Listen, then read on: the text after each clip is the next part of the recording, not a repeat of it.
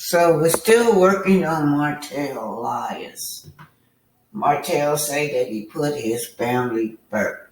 That you supposed to always put your family first. Well, he coached his son to say it. Y'all heard it. Let's listen to this.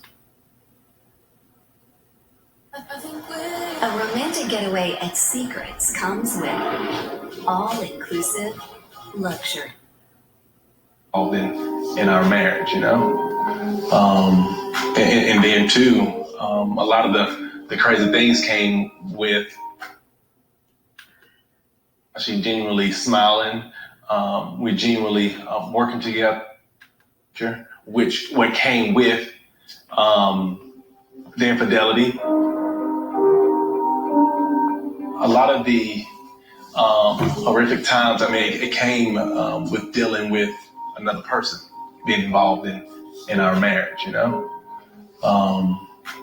then too, a lot of the crazy things came with her contacting my wife, and that put my wife in a place where she looked at me a different way as well. Okay, let's examine this. Martell coached his son to say, well, your family's supposed to come before business. Before anything, your family's supposed to come. Here this man had a mistress. He had a kept woman. He had a kept woman in such a degree to it lasted for many years. This man had a double life, and he kept his mistress waiting on the side. He was even financially supporting her, you guys.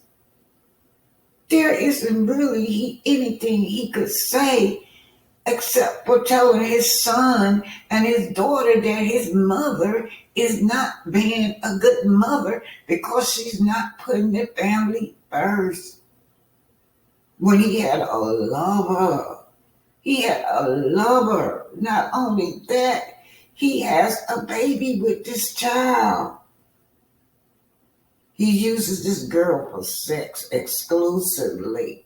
And his excuse was, well, at least I didn't date 20 women. I had one woman exclusively. Yeah, let's keep it rolling. Martell, you're such a liar. And then for you to coach your children, you're coaching your children so that they will hate your mom. And then you guys, he's trying to set it up in court. So when you go to court, this is what Tank would testify in court, you guys. He looked at me a different way as well. Who would feel the pain if your marriage was destroyed? My children, my wife, myself. Yeah. My children would feel the pain if my marriage was destroyed. And it was destroyed. You are destroying your marriage, your own self. He don't even care, you guys. He had went down in the dumpster and picked up to the bottom of the dumpster where it's stinking and rotten it, and picked the woman out of the dumpster off the street. Dumpster trash that he destroyed his family with. And he got the nerve to try to coach these children against their mother when he had a mistress. And then he had made this mistress feel like she was equivalent to his wife, that she should be included into the family now. He's trying to force little knocks on everybody. Force little knocks into the family. Include little knocks into the family. And then he want to talk about you should put your family first. The entire family would feel it. Your entire family would feel that. Yeah. Do you believe your wife loved you unconditionally? I mean, with all the scars and with all your history and with everything. Do you really believe it? Yeah. You do? She does? Yeah. Okay. If you do believe it, then this won't happen again with this other women. Well, yeah, it is. It's over. It is. Ultimately, my behavior was wrecking my marriage. I understand that. I totally agree with Dr. Francis. I feel that I was totally at fault because I know what I've done wrong and I know how I'm going to fix it. So you were in a long-term relationship. Where is this coming from that you gotta put the family first when you were in a long-time relationship and you were financially supporting this woman, taking money out of your household, taking money away from your children, out of your children's mouth? They could have shoes and clothes, food. But no, you taking money out of the household. Not to mention when COVID came, you could have brought home some diseases that could kill your family. What do this man get off of saying you should put the family first? He's building up a case, you guys, for the court because he wants those children. He wants them because they are a financially cash cow for him.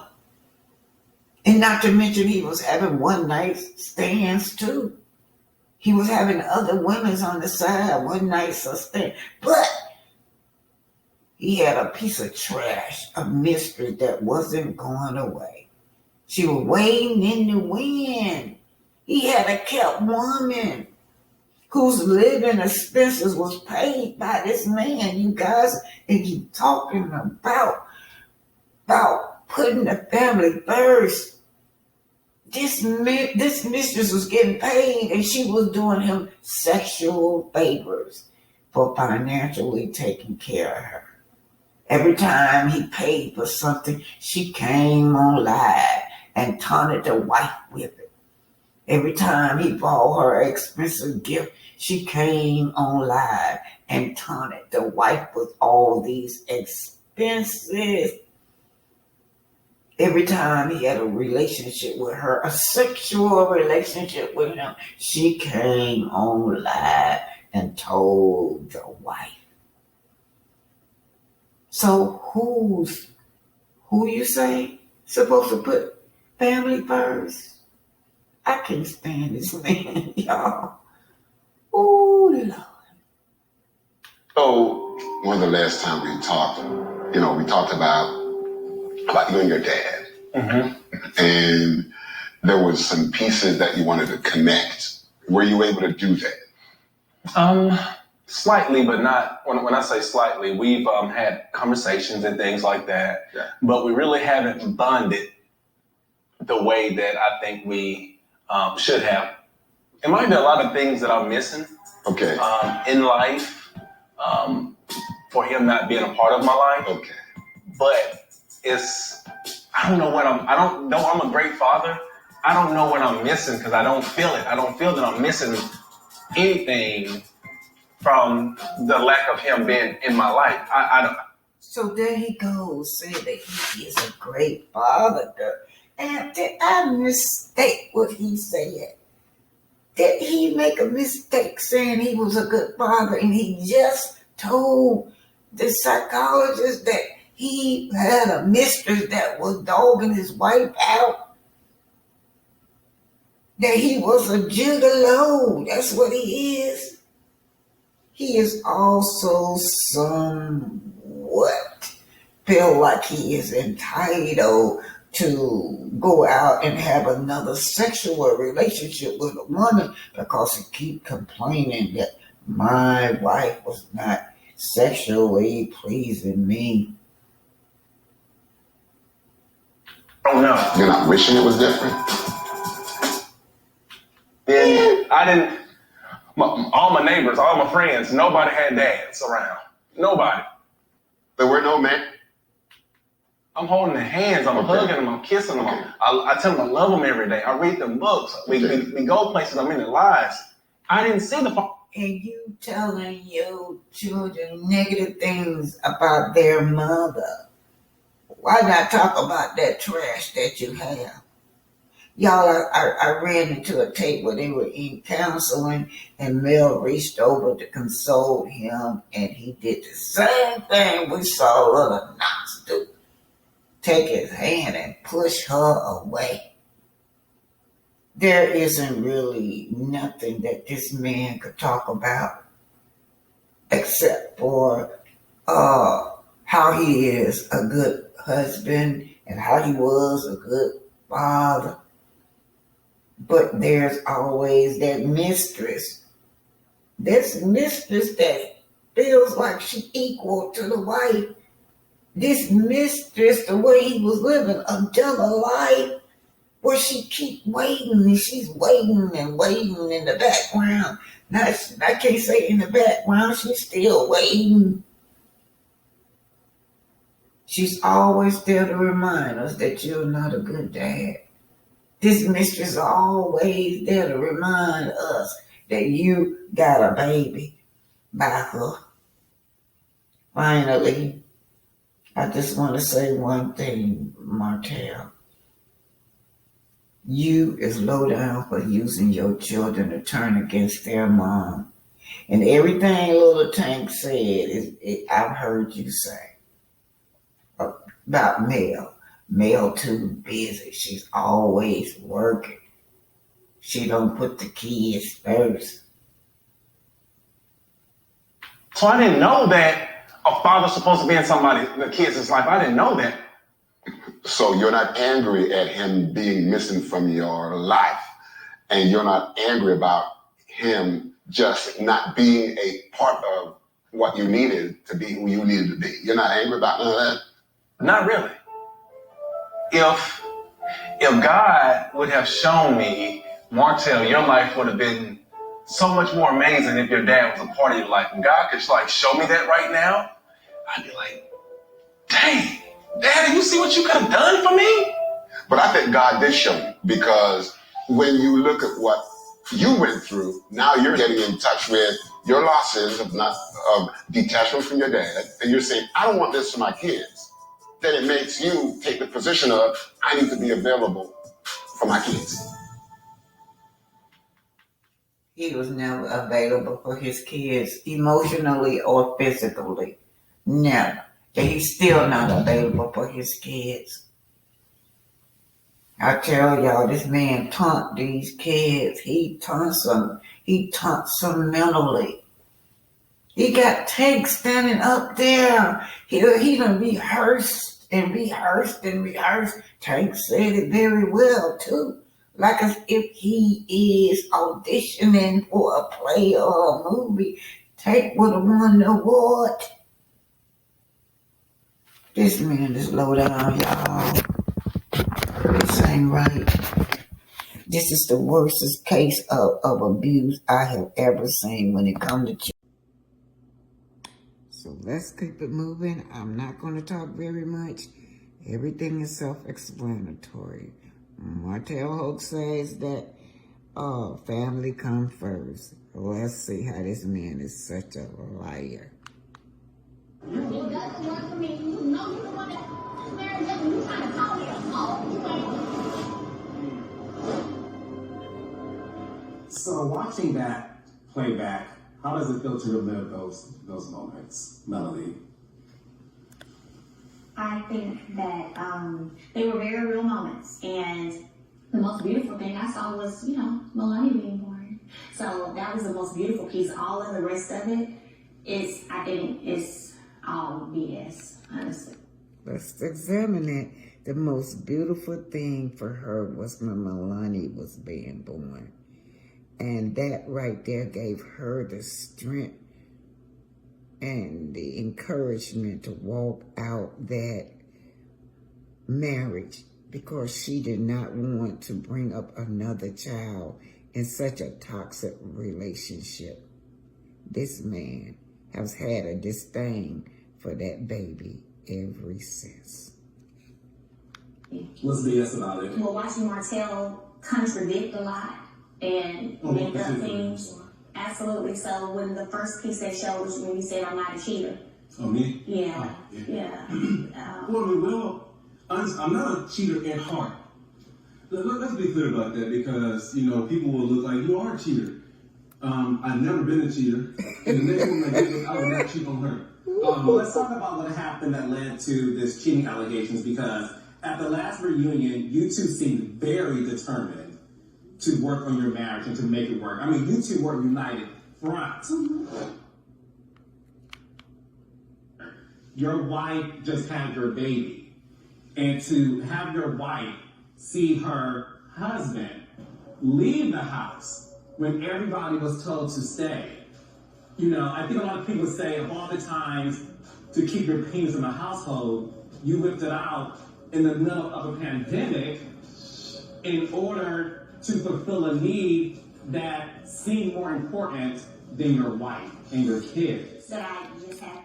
Yes. What's he said that is nothing more important than family. And what was more important to Martell? Going out with this trash. Going out with this trash. And Martell, you produced a baby. You produced a child within the marriage. How can you say that you put your marriage first?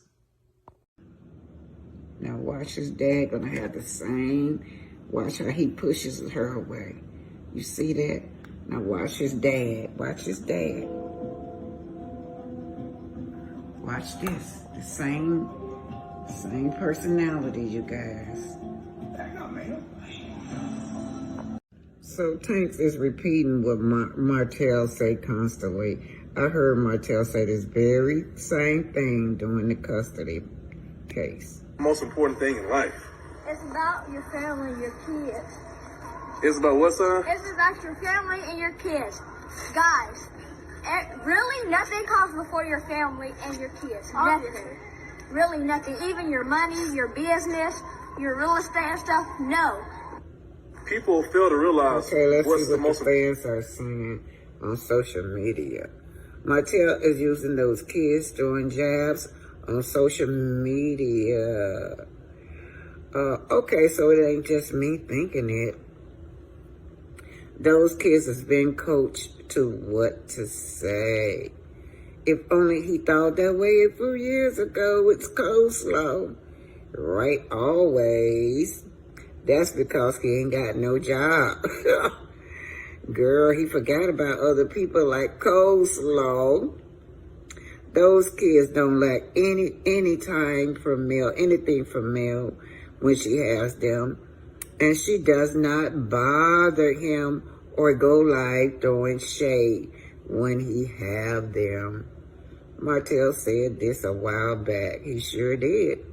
Martell, you're a sorry ass man and daddy for using your son. And then this one says, he's bad. He didn't realize it before he messed up his marriage. Yeah, you should have thought about this before you messed up your marriage. Maybe your son should have said this before his dad went outside his marriage. Or should I say your family, which includes your kid. So sound like to me some self-inflection. Stop using your kids for your mistake. I totally agree. He should be ashamed of himself for coaching Tank to say this, making excuses as to why he is unemployed. I agree with you. He wants to be like Kevin. Not work, but collect child support for the children. I ain't praying for the Eminem kids. Martell is using his sons, to knock Melody for being ambitious and a boss. Anyway, you guys, yeah. Martell has said this over and over and over about Mel is putting her business before the family. This is Joe Biden, thinking the 80s, and he wrote the crime bill that affect all African Americans' family. Joe Biden is the racist. One thing about Trump, he has never written a policy in place for black people. Joe Biden is the racist. People of our country are sick and tired of the breakdown of law and order. We've got to reestablish respect for law, respect for order. For Joe Biden, that's also a formative moment. Joe Biden ran for the U.S. Senate in 1972. If you looked at the way Biden ran, it's a much more conservative Biden than you see today. I think it's useful to think of Joe Biden as both a 1968 Democrat, but also as a Clinton era Democrat that brings together the 1960s call for civil rights, but also speaks to an anxious white population. Donald Trump grew up in Queens, New York, in a ethnically diverse area, about a mile or so from the fictional home of Archie Bunker. And you do get a sense, if you've watched that show, what it might have been like for Trump to grow up. 12% of the population is black. There should be a lot of black families living out here. Yeah, this is only a beginning, but I think it's wonderful. Wonderful, huh? Well, let's see how wonderful it is when a watermelon rinds come flying out your way. He went to virtually all white schools, private schools, all the way through his education. His business never had blacks in any position of authority at any point throughout the half century, and he had, typical for his time in New York City and outer boroughs, attitudes that today would be considered downright racist. In 1973, there was an investigation by the U.S. Justice Department, and they were investigating, as they did throughout the country, whether there was racial bias in renting. They'd send in a black person to see if they could get an apartment, and that person would be told no in many cases. And they send a white person in and see if that person would get the same apartment, and that person was told yes. The Federal Justice Department sued Fred Trump Sr., Donald Trump, personally, and their company. In the end, he did settle this case. From the government standpoint, it was one of the most significant racial discrimination cases that department had brought. From Trump's perspective, because he had to do no admission of wrongdoing, he paints it as a victory. Back in 1989, a jogger was running around Central Park in Manhattan, and she was brutally mugged. There was a massive police response, and eventually 5 young black men were arrested, they were tried, and convicted. Of course I hate these people, and let's all hate these people. Donald Trump responded almost immediately to the Central Park attack with full-page ads in the New York newspapers. We don't know who did that crime, and the court's going to decide who did that crime. Were you prejudging those arrested? No, I'm not prejudging at all, but if the woman died, I think they should be executed. I think you should have the death penalty. Eventually, someone else, not among those 5, confessed to the crime, and the 5 were exonerated. You apologize to Central Park 5. You have people on both sides of that. They admitted their guilt. Going back to the 1980s, when Donald Trump was establishing himself as a casino mogul, he saw as direct competition and as unfair competition the many Indian tribe-owned casinos that were popping up around the country. Because of the tax breaks that Indian tribes got, he went, as he often does, immediately to race. Maybe we say politically correct or not politically correct. They don't look like Indians to me, and they don't look like Indians to Indians. The liberals are finally agreeing we've got to crack down on crime. The conservatives are finally agreeing we've got to deal with the causes of crime. We have to do both simultaneously. Every time Richard Nixon, when I was running in 1972, would say law and order, the Democratic mantra, the response was law and order with justice, whatever that meant. And I'd say lock the SOBs up. Coming into the early 90s, he decided that he really wanted to work with Republicans on a crime bill that both Republicans would support and President Bill Clinton would sign. There definitely was a crime wave at the time, but the main thing that he was working on was getting more police. We have predators on our streets that society has, in fact, in part because of its neglect, created. They are beyond the pale, many of those people. The bill ended up having 100,000 police officers funded. When you have that many more police officers, that means you need more equipment. He funded that. And that means you need more jails to incarcerate more people. He funded that. There are certainly elements in there for drug treatment, for some social programs, but he wasn't nearly as interested in that, according to his own words on the Senate floor. We must make the streets safer. I don't care why someone is a malefactor in society. I don't care why someone is antisocial. I don't care why they become a sociopath. In this bill, we have drug treatment and we have other treatments to try to deal with it, but they are in jail. He had police unions in his office working to help write the bill. He said to a police group, you guys were in my office for 6 weeks and you guys wrote the bill. And over the years, there's been a lot of criticism, including from his own party, that this bill increased incarceration rates tremendously. One of the results of the 1994 crime bill was that it led to a rise in incarceration across the country, and specifically targeting people of color for relatively low level and minor offenses. As Donald Trump moved into potentially running for office in 2000, y'all know that Biden's son is a drug addict, but he don't lock him up, don't lock my son up. sent him to the hospital. Anyway, both of these guys are the same. What y'all say? Both of the lesser evil. Evil is evil. He kind of rocked back and forth between being a liberal and a conservative. This is a man who changed his party affiliation 7 times. What do you see as the biggest problem with the Reform Party right now?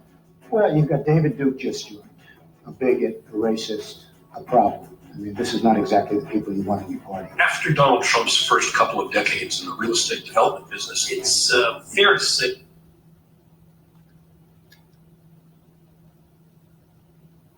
I thought they was going to talk about Biden when he said that black kids call a name. Y'all know the name he probably called them. Would never go to school with white kids, with his children. Anyway, y'all, I'm gone. I'm going next door. Ain't letting no perish aboard the Titanic because there was no lifeline for our ancestors. Again, hit that like button, share and subscribe, and don't forget our ancestors who died on the Titanic. Black Titanic.